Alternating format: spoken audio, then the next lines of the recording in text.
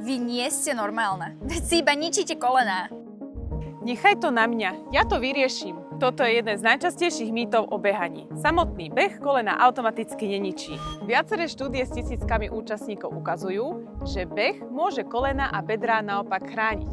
Pohyb síce vytvára malé mikropoškodenia v tkanivách, ale zároveň stimuluje ich regeneráciu a spevnenie. Tento mýtus pravdepodobne vznikol preto, že ľudia si spájajú bolesť kolien u bežcov s behom samotným, nie s preťažením, zlou technikou alebo rýchlym zvyšovaním záťaže.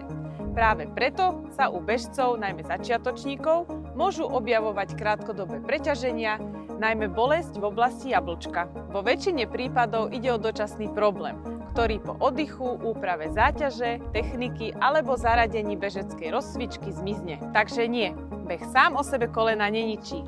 Problém býva skôr v technike, preťažení alebo v tom, ako rýchlo na telo tlačíme.